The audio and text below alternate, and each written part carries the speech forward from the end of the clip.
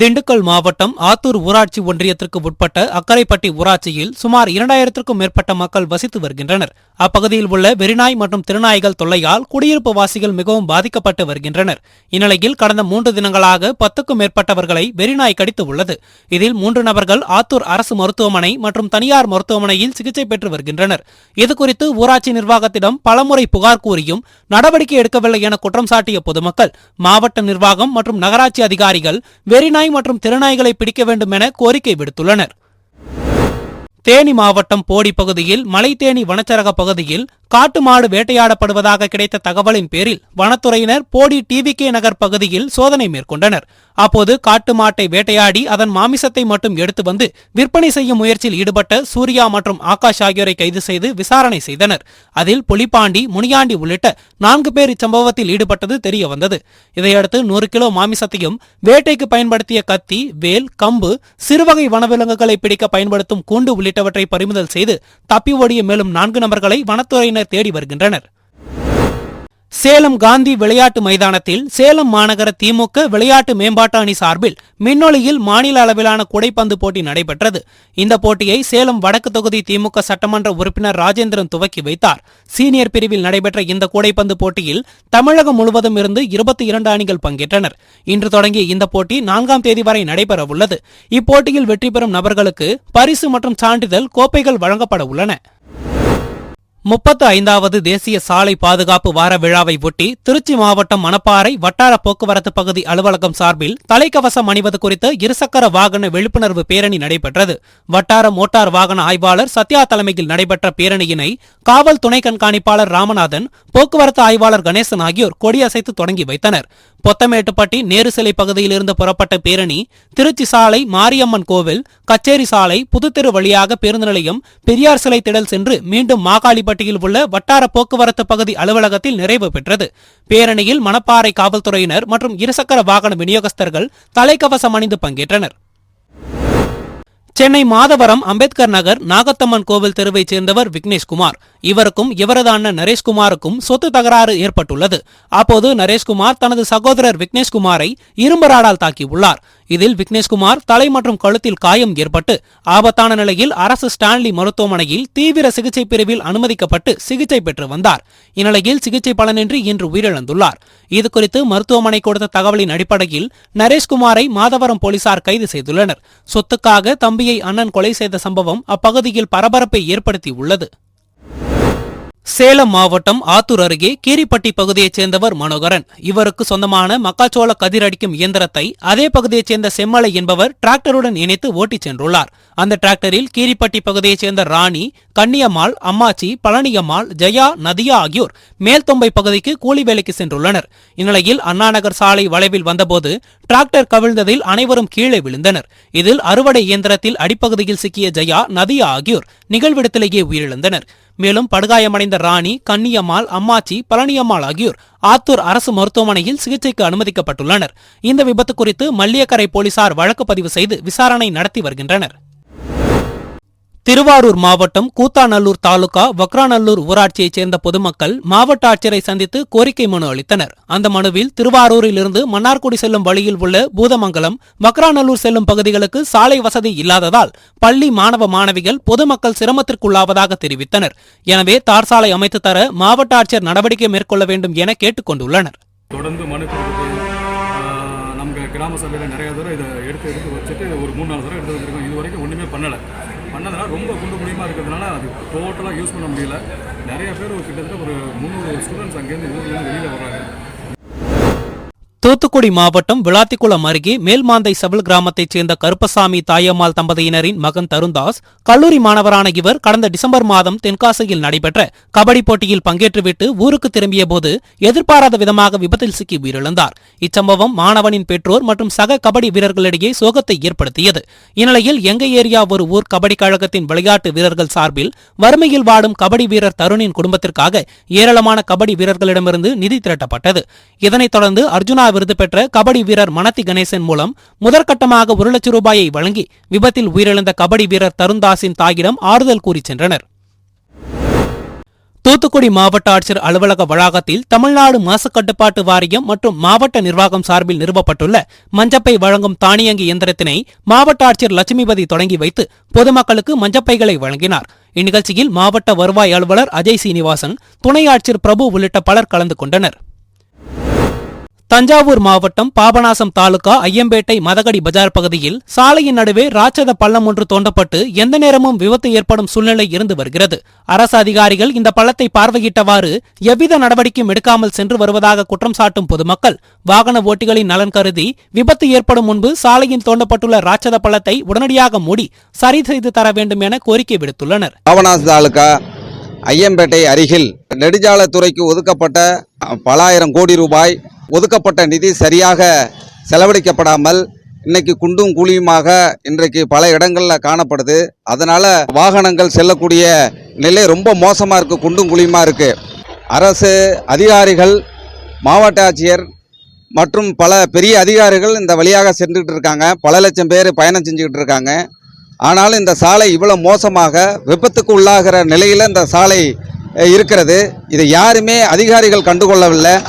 ஆனாலும் அந்த பெரும்போக்கான நிலை தான் இருக்கிறத ஒழிய அக்கறையாக இந்த பிரச்சனையை எடுத்துக்கிட்டு அதிகாரிகள் முன் வந்து இந்த சாலையை செப்பனிடணும்னு சொல்லி பொதுமக்கள் சார்பாக கேட்டுக்கொள்கிறேன். சாலை பாதுகாப்பு வாரத்தை ஒட்டி கடலூர் மாவட்டம் விருத்தாச்சலம் வட்டார போக்குவரத்து அலுவலகத்தில் இலவச கண் சிகிச்சை முகாம் நடைபெற்றது. இம்முகாமை மோட்டார் வாகன ஆய்வாளர் முருகேசன் தலைமை தாங்கி துவக்கி வைத்தார். தமிழ்நாடு போக்குவரத்து துறை மற்றும் அகர்வால் கண் மருத்துவமனை இணைந்து நடத்திய சிகிச்சை முகாமில் பள்ளி மற்றும் கல்லூரி வாகன ஓட்டுநர்கள், தனியார் பள்ளி ஒப்பந்த வாகன ஓட்டுநர்கள், ஓட்டுநர் பயிற்சி பள்ளி பயிற்சியாளர்கள், வட்டார போக்குவரத்து அலுவலக ஊழியர்கள் கலந்து கொண்டு கண்களை பரிசோதனை செய்து கொண்டனர். அதில் ஓட்டுநர்களுக்கு கிட்டப்பார்வை, தூரப்பார்வை உள்ளிட்ட பரிசோதனை செய்யப்பட்டு மருத்துவ ஆலோசனைகள் வழங்கப்பட்டன. சேலம் மாவட்டம் ஏற்காட்டில் ஆண்டுதோறும் மே மாத இறுதியில் கோடை விழா மற்றும் மலர் கண்காட்சி விமர்சையாக நடைபெறுவது வழக்கம். அதன்படி இந்த ஆண்டு கோடை விழா மற்றும் மலர் கண்காட்சி நடத்துவதற்காக ஏற்காட்டில் உள்ள பூங்காக்கள் தயார்படுத்தப்பட்டு வருகிறது.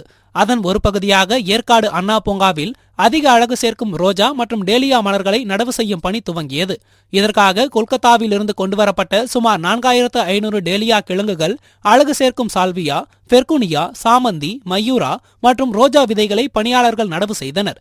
இதேபோல் ஏற்காடு ரோஜா தோட்டம், ஏரி பூங்கா, ஐந்திணை பூங்காக்களில் மலர் செடி விதையிடும் பணியினை தோட்டக்கலை மற்றும் மலைப்பெயர்கள் துறையினர் மேற்கொண்டனர். கோவை செட்டிப்பாளையம் பெரியார் நகர் பகுதியில் குளோபல் பாத்வேஸ் மெட்ரிகுலேஷன் பள்ளி கடந்த 15 ஆண்டுகளாக இயங்கி வருகிறது. வில்லேஜ் கம்யூனிட்டி ஃபவுண்டேஷன் இப்பள்ளிக்கான நிதி உதவியை அளித்து வருகிறது. ஆரம்பத்தில் இந்த பள்ளியில் இலவச கல்வி என்று கூறி தங்கள் குழந்தைகளை சேர்க்கை செய்து தற்பொழுது ஆயிரக்கணக்கில் கட்டணம் வசூலிப்பதாகவும், இதனை கேட்கப் போனால் டிசி வாங்கிக் கொண்டு குழந்தையை வேறு பள்ளியில் சேர்த்துக் கொள்ளுமாறும் பள்ளி நிர்வாகம் கூறுவதாகவும் பெற்றோர்கள் குற்றம் சாட்டினர். மேலும் பள்ளியின் கட்டண ரசீதில் பள்ளி கட்டணம் 100 ரூபாய் என்று இருக்கும் நிலையில் அரசு நிர்ணயித்த கட்டணத்தை விட அதிகப்படியான கட்டணம் வசூல் செய்வதாகவும் புகார் தெரிவித்துள்ளனர். இதுகுறித்து மாவட்ட நிர்வாகம் உரிய நடவடிக்கை எடுக்க வலியுறுத்தி பள்ளி குழந்தைகளுடன் பெற்றோர்கள் திரண்டு வந்து மாவட்ட ஆட்சியர் அலுவலகத்தில் மனு அளித்தனர். இதனிடையே மனு அளிக்க வந்த பெற்றோர்கள் குழந்தைகளுடன் மாவட்ட ஆட்சியர் அலுவலக நுழைவாயில் முன்பு சாலையில் அமர்ந்து கொண்டதால் சிறிது நேரம் பரபரப்பான சூழல் நிலவியது. பின்னர் காவல்துறையினர் பேச்சுவார்த்தை நடத்தியதைத் தொடர்ந்து அவர்கள் கலைந்து சென்றனர். அட்மிஷன் தரோம் அப்படின்னு சொல்லி வீட்டுக்கு அவங்களா தான் வந்து கேட்டாங்க. அப்போ நாங்கள் சேர்க்க மாட்டோம் அப்படின்னு சொன்னோம். இல்லை, நாங்கள் வந்து உங்களுக்கு எல்லா பெனிஃபிட் செய்வோம், எல்லாமே பண்ணுவோம், கஷ்டப்படுறவங்களுக்கு மட்டும் தான் சொல்லி வீடு எல்லாமே ஃபோட்டோஸ் எடுத்து அதுக்கப்புறம் எங்கள் குழந்தைங்களுக்கு போய் நாங்கள் அங்கே சேர்க்கணும். சேர்த்து சில நாட்கள் கொஞ்ச நாள் எல்லாம் படித்து ஓரளவுக்கு 6, 7, 5 எல்லாம் படிக்கிற ஸ்டேஜுக்கு வந்துட்டாங்க. இப்போ வந்து டொனேஷன் பண்ணுறவங்க வந்து எங்களுக்கு கொடுக்குறது இல்லை காசு அப்படின்னு சொல்லி ஸ்கூலில் வந்து குழந்தைங்களை எடுத்துருவோம் அப்படின்னு சொல்லி சொல்கிறாங்க. ஃபீஸ் கட்டுங்க, 30,000 40,000 ஃபீஸ் போட்டிருக்காங்க. நாங்களும் கஷ்டப்படுறவங்க, இன்றைக்கி போனால் தான் எங்களுக்கு கூலின்ட்டு நாங்கள் போயிட்டுருக்கோம். நாங்களாம் வாண்டடாக போய் சேர்த்தலாம், அவங்களாம் வாண்டடாக வந்து சேர்த்திட்டு இப்போ படிக்க வைக்க முடியாது, நீங்கள் வந்து குழந்தைங்களை கூப்பிட்டு போய் வேறு எங்கேயாவது போய் சேர்த்திக்கோங்க அப்படின்னு சொல்லி இல்லாட்டி சர்டிஃபிகேட் வாங்கிக்கோங்க அப்படின்னு சொல்லி சொல்கிறாங்க. நாங்கள் ஏற்கனவே ஃபஸ்ட்டு ஒரு டைம் இங்கே வந்துட்டு போனோம், இப்போ 2வது வந்துருக்கோம். அந்த சீட்டை வச்சு மறுபடியும் அதே தான் அவங்க பண்ணிகிட்டு இருக்காங்க. குழந்தைங்க ஸ்கூலில் விட்டு எடுத்துருவோம் அப்படின்னு சொல்லி சொல்கிறாங்க. இப்போ எங்கள் குழந்தைங்களுக்கு என்ன நிலமை, அவங்கள தான் வந்து சேர்த்துனது எல்லாமே பண்ணது. இப்போ அவங்களா குழந்தைய எடுத்துக்கோங்க அப்படின்னு சொல்கிறப்ப நாங்கள் என்ன பண்ண முடியும், நாங்கள் கஷ்டப்படுறவங்க.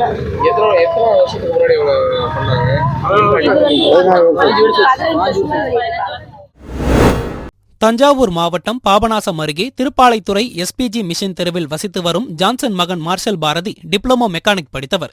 இவர் கோயம்புத்தூரில் உள்ள ஒரு தனியார் நிறுவனத்தில் வேலை பார்த்து வந்தார். சமீபத்தில் ஊருக்கு வந்த மார்ஷல் பாரதி இருசக்கர வாகனத்தில் மதகரம் சென்றுவிட்டு மீண்டும் பாபநாசம் நோக்கி வந்து கொண்டிருந்தார். அப்போது அந்த வழியாக சென்ற அரசு பேருந்தை முந்தி செல்ல முயன்றபோது நிலை தடுமாறி கீழே விழுந்தார்.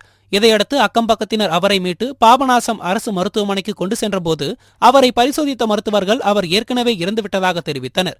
இதுகுறித்து பாபநாசம் போலீசார் வழக்கு பதிவு செய்து விசாரணை மேற்கொண்டு வருகின்றனர். சென்னை கண்ணகி நகர் நகர்ப்புற வாழ்விட மேம்பாட்டு வாரியத்தில் 16,000 வீடுகள் உள்ளது. இங்குள்ள குழந்தைகளுக்காக 20 அங்கன்வாடி மையங்கள் செயல்படுகிறது.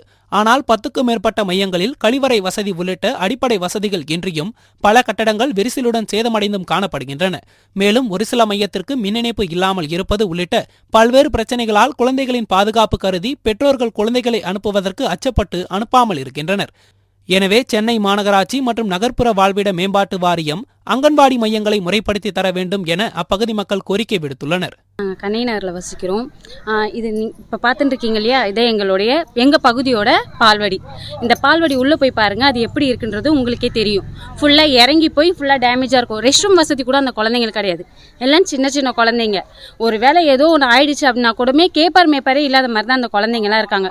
ஒரு வாரம் ஆகுது அந்த பில்டிங்கில் கரண்ட் வந்து. நாங்கள் போய் எங்களால் முடிஞ்சு எங்கெங்கே போய் கம்ப்ளைண்ட் பண்ண முடியுமோ அங்கெல்லாம் நாங்கள் போய் கம்ப்ளைண்ட் பண்ணிட்டோம். இங்கே கட்டுவீரன் பாம்பு இருக்குன்னு சொன்னால் யாருமே நம்ப மாட்டாங்க. ஒரு மழை காலத்துலேயோ இல்லாட்டி ஒரு நல்ல தண்ணி சகதியிலையோ பார்த்தீங்கன்னா இந்த பில்டிங்கோ இல்லை இந்த பால்வாடியோ எப்படி இருக்குன்றது உங்களுக்கே தெரியும். ஒரு குழந்தைங்க விஷயத்தில் இவ்வளோ கேர்லெஸ்ஸாக யாருமே இருக்கக்கூடாது. நாங்கள் இங்கே இருக்கிறவங்க கிட்ட போய் கம்ப்ளைண்ட் பண்ணியிருக்கோம். இப்போ உள்ளே போய் பார்த்தீங்கன்னா அந்த பில்டிங் ஃபுல்லாகவே விரிசலாக இருக்கும். ஏதோ ஒன்று நாளைக்கு ஆயிட்ட பிறகு அச்சோ ஆயிடுச்சுன்னு சொல்லிட்டு ஃபீல் பண்ணுறதுனாலையோ ஸ்டேட்டஸ் போடுறதுனாலையோ ஒன்றும் ஆக போகிறது கிடையாது. ஒரு விஷயம் ஆரம்பிக்கும் போதே அதை நான் இந்த மாதிரி ப்ராப்ளம் இருக்குன்னு சொல்லிட்டு பொதுமக்கள் சொல்லும் போது அதுக்கான நடவடிக்கை எடுத்து அதை முடிச்சு கொடுங்க. எங்களுக்கு தற்காலிக தீர்வு வேண்டாம், நிரந்தர தீர்வு பண்ணுங்க. உங்களால் முடிஞ்சால் கண்டிப்பாக அந்த பில்டிங் இது ஒன்றும் பெரிய விஷயம் கிடையாது. அது சின்னதாக ஒரு ரூமு, அதுக்கு ஒரு கிச்சன் ரூமு, அதுக்கு ஒரு ரெஸ்ட் ரூமு, அது கட்டி தரதுக்கு எவ்வளோ நேரம் ஆக போகுது? உங்களால் முடிஞ்சால் அதை கண்டிப்பாக பண்ண முடியும். ஒரு குழந்தைங்க விஷயத்தில் ரொம்ப கேர்லெஸ்ஸாக இருக்கீங்க. கொஞ்சம் ரிஸ்க் எடுத்து பாருங்கள். அதுங்களாம் நாளையோட தலைமுறைகள். நாளைக்கு நம்மளுடைய நாடு எப்படி இருக்க போகுதுன்னு சொல்லிட்டு அதுங்க தான் தீர்மானிக்க போகுது. அந்த விஷயத்தில் நீங்கள் இவ்வளோ கேர்லெஸ்ஸாக இருக்கும்போது நாளைக்கு அதுங்க என்ன பண்ணுங்க?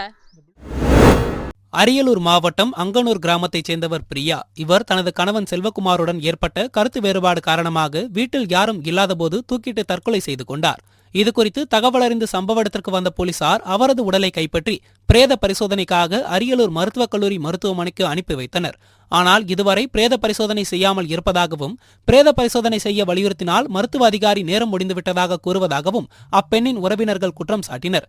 மேலும் பிரேத பரிசோதனை செய்யும் இடத்தில் 3000 ரூபாய் லஞ்சம் கொடுத்தால் பிரேத பரிசோதனை செய்வதாக கூறுவதாகவும் குற்றம் சாட்டி மருத்துவக் கல்லூரி மருத்துவமனை முன்பு செந்துறை சாலையில் அமர்ந்து சாலை மறியல் போராட்டத்தில் ஈடுபட்டனர். இதனால் அப்பகுதியில் பரபரப்பு ஏற்பட்டது.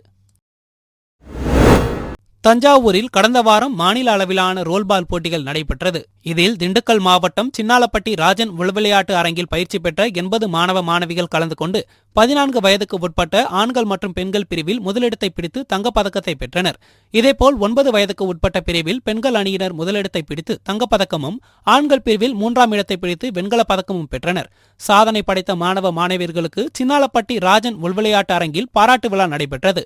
இதில் சர்வதேச நடுவர் பிரேம்நாத், பயிற்சியாளர்கள் தங்கலட்சுமி, கலையரசன் மற்றும் பெற்றோர்கள் கலந்து கொண்டு மாணவர்களை வாழ்த்தி பாராட்டு தெரிவித்தனர். தமிழ்நாடு அளவிலான ரோல்பால் போட்டி தஞ்சாவூரில் நடந்துச்சு. இதில் ராஜன் உள்விளையாட்டு அரங்கத்தில் பயிற்சி பெற்ற மாணவ மாணவிகள் 80 பேர் நாங்கள் கலந்து கொண்டோம்.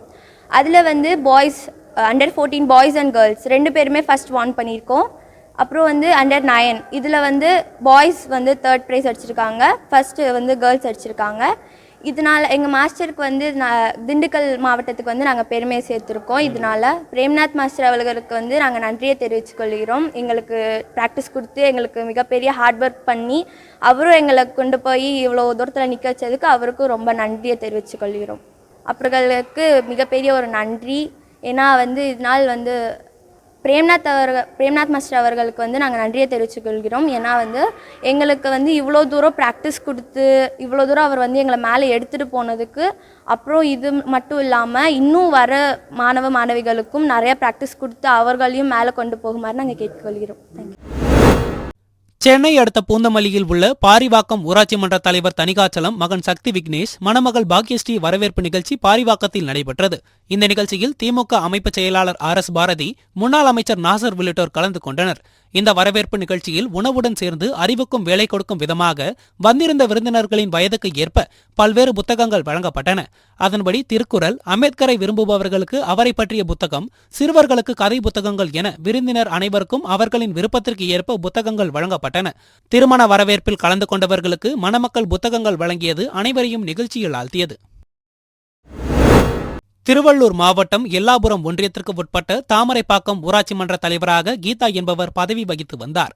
இந்நிலையில் ஊராட்சி நிர்வாகத்தில் இவரது கணவர் துளசிராமனின் தலையீடு காரணமாக முறைகேடான ஆவண பரிமாற்றம், பஞ்சாயத்து நிதி கையாடல் போன்ற விதிகளுக்கு முரணான செயல்கள் அரங்கேறி வந்ததாக கூறப்படுகிறது. மேலும் ஊராட்சி மன்ற தலைவியின் அலுவலக இருக்கையை கணவர் துளசிராமன் ஆக்கிரமித்துக் கொண்டு அதிகார துஷ்டயோகம் செய்வதாக எழுந்த புகாரின் அடிப்படையில் மாவட்ட ஆட்சியர் பிரபு சங்கர் விசாரணை மேற்கொண்டார். தொடர்ந்து ஊராட்சி மன்ற தலைவர் பதவியை சட்டத்துக்கு புறம்பாக பயன்படுத்தி ஊராட்சி நிர்வாகத்திற்கு நிதி இழப்பு செய்ததாக கூறி ஊராட்சி மன்ற தலைவி கீதாவை பதவி நீக்கம் செய்து உத்தரவிட்டுள்ளார். செங்கல்பட்டு மாவட்டம் மதுராந்தகம் அருகே உள்ள மேலவளம்பேட்டை, கருங்குழி ஆகிய பகுதியில் இருந்து பள்ளி மாணவிகளை ஏற்றிக்கொண்டு மதுராந்தகத்தில் உள்ள அரசு மகளிர் மேல்நிலைப் பள்ளிக்கு ஆட்டோ ஒன்று சென்று கொண்டிருந்தது. அப்போது சென்னை திருச்சி தேசிய நெடுஞ்சாலையில் வந்தபோது கருங்குழி கூட்டுச்சாலையில் திடீரென இருசக்கர வாகனம் குறுக்கே வந்ததால் விபத்தை தவிர்க்க ஆட்டோ ஓட்டுநர் பிரேக் பிடித்துள்ளார். அப்போது ஓட்டுநரின் கட்டுப்பாட்டை இழந்த ஆட்டோ கவிழ்ந்து விபத்துக்குள்ளானது.